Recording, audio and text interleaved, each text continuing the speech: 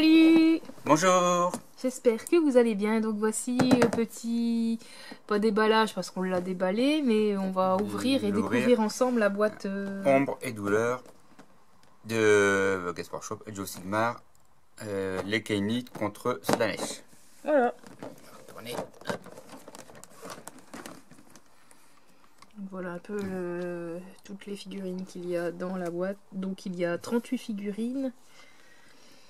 Dont 2 exclusifs à la boîte qui sortiront dans quelques mois individuels. Voilà. Là c'est bon pour la plupart des figurines déjà existantes, donc sauf ces deux-là. Des troupes de Morati, on reviendra tout à l'heure dessus, contre des troupes de Slanesh. Voilà. Je crois qu'il y a encore du plastique dedans. Tous les grappes. Ouais. Ça sort le chat. Ça. On va les mettre comme ça. Donc ça c'est le char. Parce qu'il y a un char dedans. Donc c'est bon le char classique de Slanesh. Hein, On dirait des trucs de samouraï un peu. Moi des. Je sais pas comment ça s'appelle. Des shurikens. Ouais, shuriken. Le néant en fait du shuriken, je pense. Après on a des bestioles bizarres. Ça va avec le char, c'est le même grappe. C'est un char de Slanesh. Peut-être avec les hélices pour broyer. Ouais. Ok.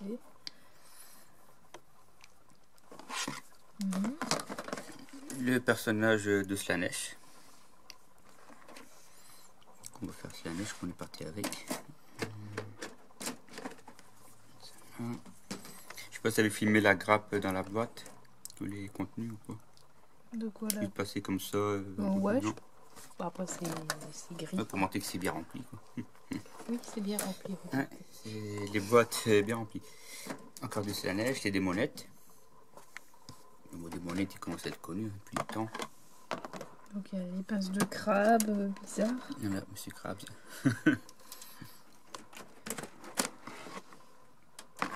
Donc 10 des monettes, un char, et ensuite il y a 10 cavaliers de Slanesh. Donc des humains quoi. Ouais. Ça c'est le boss. Enfin la boss du coup. Je fais comme ça, on verra mieux parce que sinon si c'est du gris sur du gris on voit pas. En plus tu as le droit à une belle éclaircie là, juste ouais, on est obligé de changer de pièce pour filmer, on doit faire caca chaque lumière. Des humains. On doit faire caca chaque. On joue à cache-cache avec la lumière qu'on essaie de chercher pour voir clair. Donc ça c'est des humains quoi, qui montent sur des créatures de Slanesh. Ils ont ou des lances à leurs bras ou bien des bâtons intégrés carrément à leurs mains. C'est carrément soudé dessus quoi. C'est la même grave ça. Oui c'est en double, il y en a 10 en Ok. tout. Donc c'est plusieurs fois le même. Et là toi les fouilles en fait. Et c'est pareil, c'est la même grappe avec les fouilles. Pour en faire 5 de chaque en fait. Je vais les laisser là du coup. Ensuite les Kainit, donc les trous de Morati. Je vais tirer ça pour voir clair peut-être. Ouais, très bien. Celles-là, ce sont des trucs comme ça.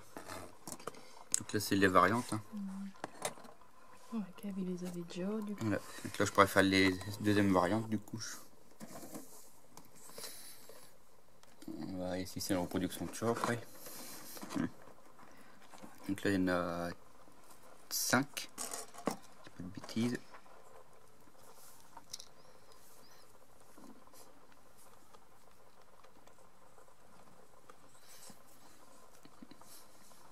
Tellement fin. Peur de les péter. Ça se colle. Donc il y en a 5. Je sais plus leur nom, je sais pas en fait. Ensuite les fameux serpents quoi. Donc là on en aura 10. C'est deux fois les mêmes grappes normalement.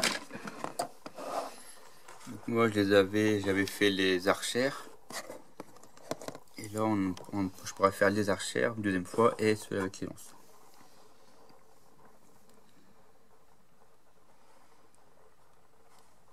Et puis le boss.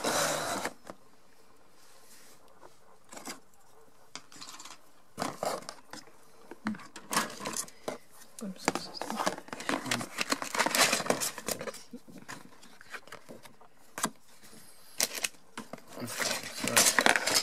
Après démonter, ça ressemble pas à grand chose quoi. Ouais, quand ils sont en grappe, c'est vrai on a du mal à se faire une idée. Mais après, on a plein de socles là. Souvent, on a marrant, ils sont ovales. Oui, pour les cavaliers. Ça, c'est le char. Les cavaliers de Slanesh, du coup, ce sont les humains. Et les Sepken, du coup. Alors, déballage du livre qui est derrière. Donc là, nous avons le livre. Oh, il y en a deux. Il y a l'épée. Classique. Donc, le livre qui raconte la petite campagne, hein, comment ça se déroule. Une belle couverture glacée. Morati. Le truc de Slanesh.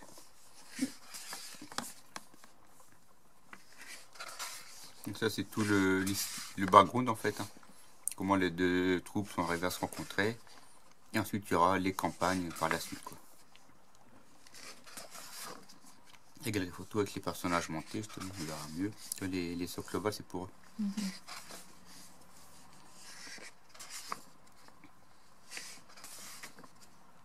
Les battles, les plans de bataille, les scénarios de la campagne quoi.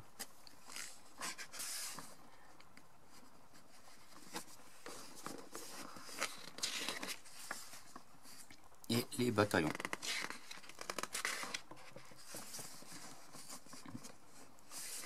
Après les fiches d'unité à part pour compléter les livres d'armée.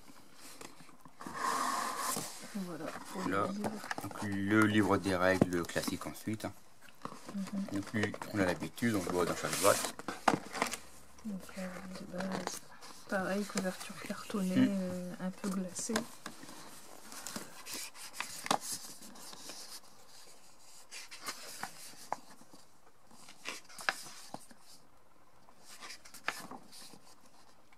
C'est vraiment le petit livret qu'on a depuis le début dans chaque boîte bundle comme ça, ou chaque livre, chaque boîte de base. J'en ai, je sais pas combien d'exemplaires dessus. Les pions. Ouais, donc sur des pions en carton. Cartonné recto verso. Un thème, thème Slanesh et thème Ken pour l'autre côté. D'accord. Ok, d'accord. Les fiches d'unité individuelles. Ceux qui a toujours les noms différents en chinois. Non, non, ça c'est pas vrai. Ça c'est vraiment les trucs, moi c'est en français. Pour, ça évite de sortir les bouquins en fait quand tu joues. Quoi. Okay. Tu as juste à sortir ça, tu peux mettre à côté, ça fait moins de place que puis tout résumé dedans. Il y a les variantes et il y a aussi pour le chef un jour du coup.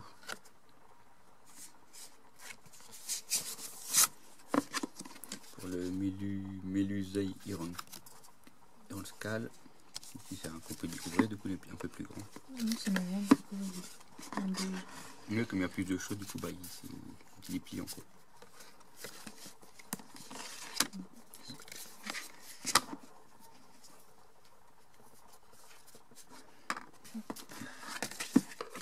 Et c'est pareil.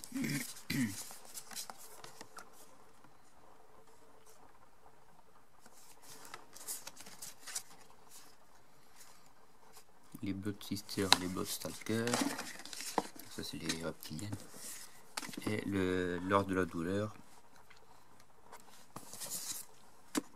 qui est un champion de Slanesh.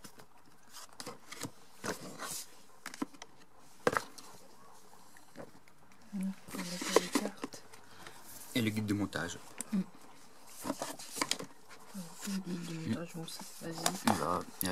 Ce qui est bien, ce qu'ils ont fait maintenant, c'est la taille réelle. Donc si tu as un doute, tu poses ton socle dessus. Comme ça, c'est bien. 60 mm.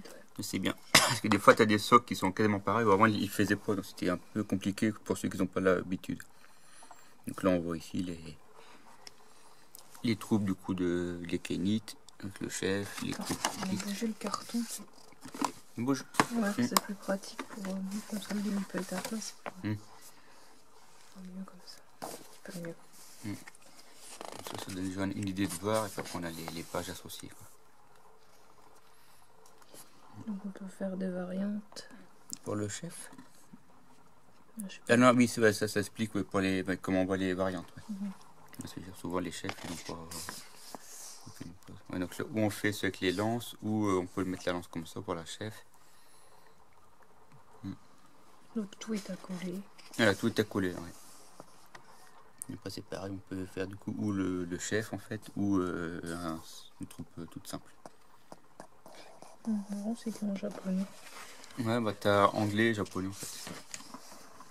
Après c'est vrai qu'une fois que tu vois le code couleur et que tu sais comment les monter, t'as pas besoin de 60 français, quoi.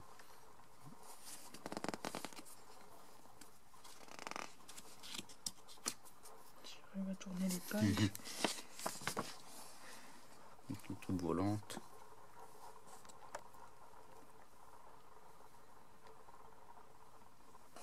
Donc toi tu vas faire cela du coup. Du coup, ouais, je vais faire cela. Ouais, ces modèles là, normalement, ouais.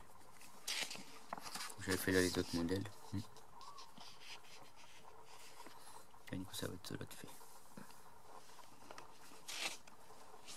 Et je vois, on n'a pas les plans pour les variantes, tiens. Souvent, toi, tu as les plans pour tout. Les deux variantes, là, j'ai pas vu l'autre variante. Ça, c'est le char. La bestiole bizarre. C'est quoi? Avec la bestiole bizarre. Ouais, deux bestioles bizarres. Ça s'appelle comment ces bestioles? Je sais plus. C'est pas des bêtes de la neige, c'est des montures de la neige, tout simple.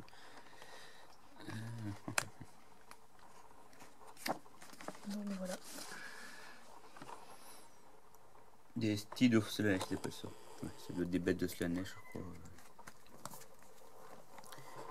Donc voilà pour la boîte Ombre et Douleur qui est sortie la semaine dernière à Games Workshop. Donc, ceux qui ont déjà eu les boîtes dans le passé avec Korn et la neige, ils ont déjà une bonne boîte de base déjà pour faire une troupe. Plus les starter collection, on a une bonne troupe pour les deux armées de l'or. Et ensuite on va voir le bouquin de Moratti. Tu poses? Ouais, tu peux. Tu attends en fait. D'accord. Ça là. Comment je fais ça là? Trop gêné. Si ça va gêner. Bon, les chats vont pas dans le carton, d'accord. Allez. Donc voilà le livre que j'ai commandé. Que donc la boîte de base, elle était à combien? Elle fait 145, mais je l'ai beaucoup moins cher. D'accord. T'as eu une réduction de combien? Une vingtaine d'euros. J'ai pris sur déjà 10 euros de réduction sur le site où je les prends, plus 5 euros si on met le code. Je sais que pour le tout, j'ai l'équivalent de moins cher de la boîte de base. D'accord. Donc je dois avoir pour 130 euros les deux trucs avec les frais de port. Bah, les frais de port étaient offerts du coup. Ouais. Le bouquin il fait une trentaine d'euros, je crois. Voilà. Donc il y a des réductions sur le site, c'est intéressant. Il fait combien de pages? 120 pages. Une belle couverture, couverture cartonnée. Bon, il y a déjà un... Ça y était dedans quand je livrais. Bon, ça c'est le souci des livraisons. Ouais, ils sont pas très tendres avec les... Je sais pas non plus. Il y a un petit peu verni l'écriture, on peut le voir. Oui, ici aussi, ça fait un petit... Des fois sur certains bouquins, il y a l'effet... Ah si. Ouais, il y a un effet de relief. Ouais. Un petit effet de relief. C'est un peu verni, du coup, ça fait un effet relief. Ouais. On peut bien le voir ici, là. Hop. Voilà. Donc Moratti, qui dans le bouquin, on voit comment elle se retourne en fait contre Sigmar. Alors, je spoil un peu.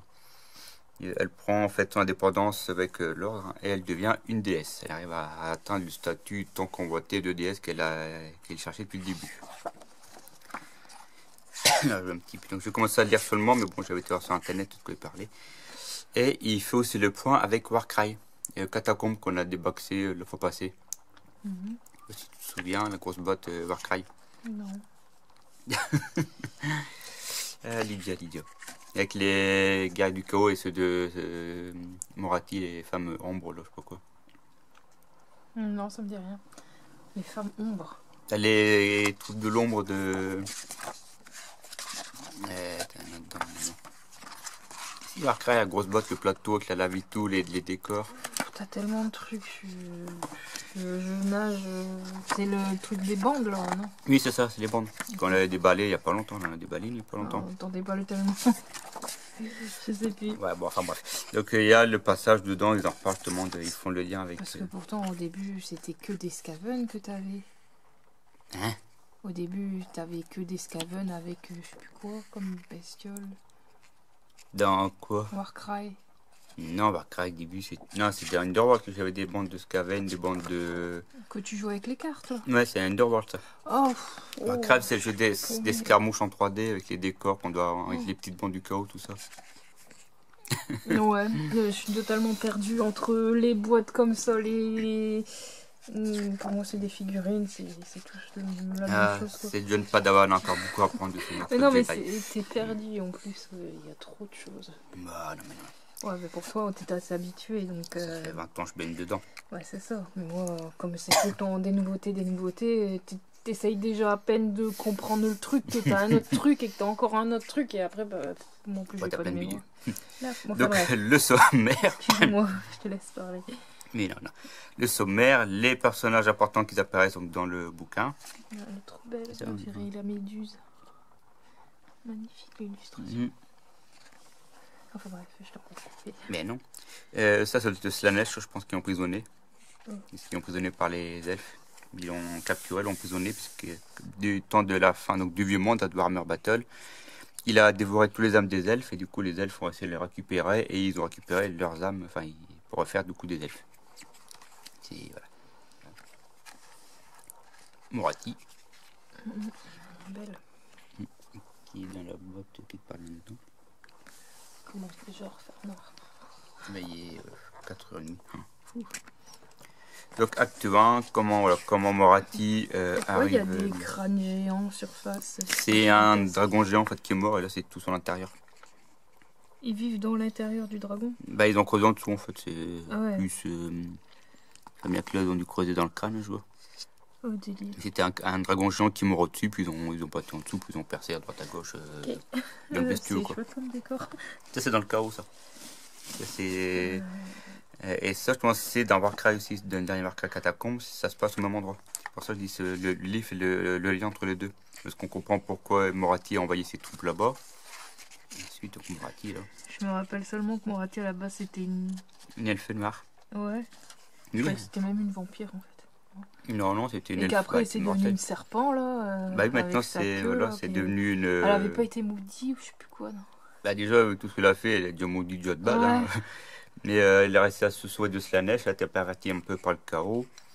Et du coup, elle a son apparence humaine, elfe en air normal. Et quand elle se met en pétard, elle a cette apparence en fait. Okay. La reine des ombres. C'est la table apparence. Je me rappelle vaguement de ça, donc... Et alors avant, pour le jeu, on devait démarrer avec Morathi toute simple à pied. Et après, elle se transformait en Big Boss. Maintenant, les règles ont changé, on peut jouer avec les deux figurines en même temps. Un peu plus tourné. En fait, son esprit, c'est scindé dans les deux corps. Quoi. Ouais. Il faut pas chercher, c'est fantastique. Donc la guerre des portes, où est-ce qu'on va prendre un petit peu, je crois qu'elle est à la recherche d'un... Elle est à la recherche d'un objet spécifique qu'il lui faut pour son sortilège. Donc là je tourne un peu, c'est beaucoup de blabla. Ensuite elle va aller dans une ville humaine. En fait elle va aller dans Anvilgar, donc la ville de l'enclume en fait. Et elle va en fait prendre le pouvoir là-bas. Elle va mener une révolte, elle va prendre le pouvoir de cette ville en fait. Et ça va pas plaire à Sigmar à mon avis. Elle va trahir. Ouais, donc les elfes poissons. Là, les poissons ils sont avec elle. Non, mais elle va les attaquer pour récupérer les objets qu'il faut. Bah, après ils sont dans l'ordre, mais des fois ils s'attaquent entre eux. C'est bien quand tout le monde va bien, mais s'il y a un problème, ils font l'aide. Et que les deux figurines maintenant peuvent être jouées en même temps. Ouais, il nous fait un dédoublement de personnalité, la pauvre. Voilà, et Morathi maintenant c'est Morathi Ken, du nom de leur dieu d'avant, le dieu des elfes noirs. Ah, je croyais que Kane c'était le vampire. Le vampire? C'était pas un vampire Kane dans cette histoire-là? Non, Ken c'est le dieu du meurtre. Oh, ok. Mais Morathi c'est la femme à Mortarion? Non, c'est la mère à Molarion. Molarion, en fait, c'est Malekith d'avant. Ah ouais, Malekith. Mais c'est sa mère, lui. Ouais. Larion, il est pas encore rappeur. Enfin, il est revenu, c'est qu'ils ont changé de nom parce qu'il y avait les Marvel qui ont pris Malekith, c'est pour ça qu'ils ont changé de nom entre temps. Et Molarion, c'est prévu qu'il revienne par la suite, mais pour le moment, on attend. On se demande comment il va être. Donc, les galeries. Et c'est quoi là? L'entrée de la peur, c'est pas comme ça. L'étreinte de la peur. Une trainte vient à l'envers. Il m'aura du coup qui rentre dans la ville pour prendre le contrôle de la ville.